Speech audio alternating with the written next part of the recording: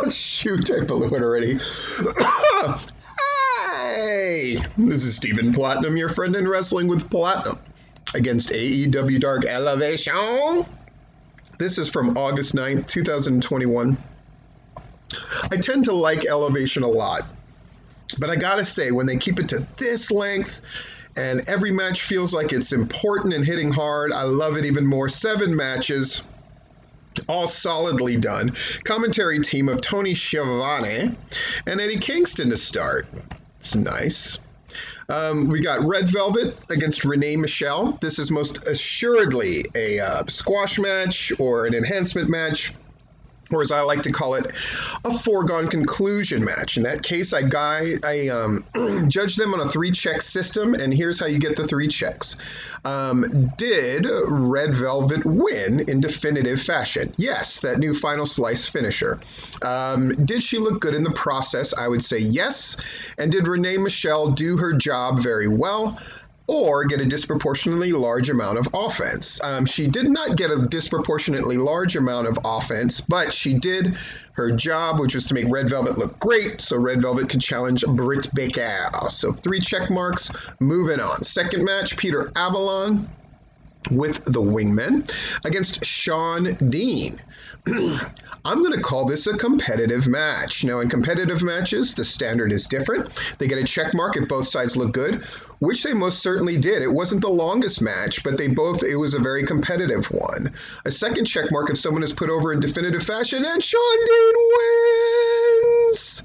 So excited. So excited, gets a second win. And a third check mark if something feels like it is advanced. And I do. I think they're going to do a thing where Sean Dean possibly takes on the other Wingmen. So that's 3 check marks for our competitive matchup. Our third match features Hikaru Shida against Tesha Price.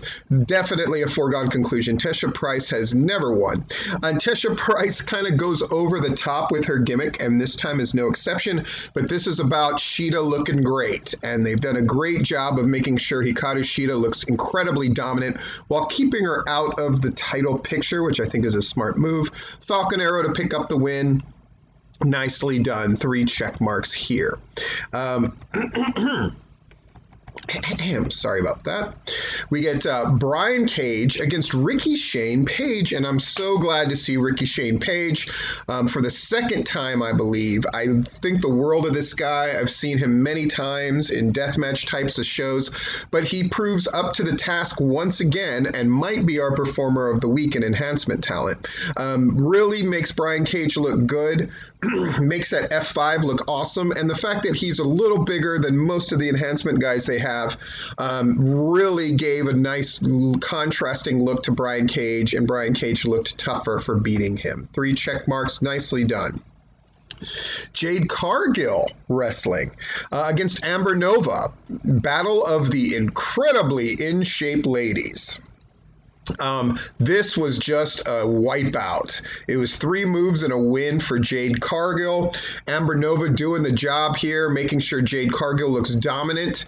3 check marks, and we're moving on. And you know, these AEW Dark Elevation shows tend to get the most 3 check marks throughout. In fact, in the 22 episode history, they have more 3 check marks throughout the whole show than AEW Dark, which is over 100 episodes, has had. More than half of the AEW Dark Elevations end up getting 3 check marks all night long because everybody's serving their purpose. And so it goes for the 6th match, Jurassic Express. In this case, the incarnation with Jungle Boy, with Luchasaurus, with Marco Stunt at ringside against Carlie Bravo, who I like a whole lot, and Cyrus, who has his 2nd match, I believe, with AEW. Both of them Georgia guys, both of them really great. And they do a really good job here, making sure, you know, the much more serious Jurassic Express, their matches are much more fun to watch, and this is no exception. Luchasaurus choke slams Bravo, and then Jungle Boy gets him in the snare trap. No complicated, weird finishers like sometimes the Jurassic Express tend to use. It's really about just emphasizing their strengths, and it looks really good. 3 check marks, great job, Carlie Bravo and Cyrus. And then in our 7th match, our de facto main event, so we'll call it competitive, The Lucha Brothers with Alex Abrahantes, I like saying that name in case you didn't know, against the Seidel Brothers. Did both sides look good?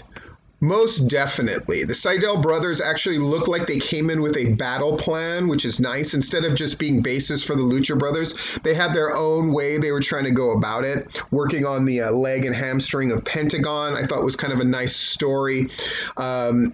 So both sides look good. That's a check mark. Did the Lucha Brothers look dominant? Oh, yeah. The assisted package pile driver to pick up the victory.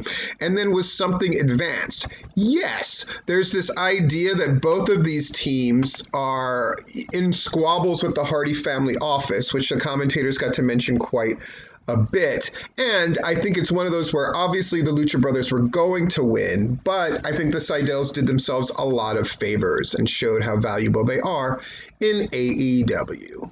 In any case, a great show, 3 check marks all night long, and a great episode. And as a side note, I thought Eddie Kingston was really good on commentary here, along with Tony Schiavone, who I always know does a really good job with AEW.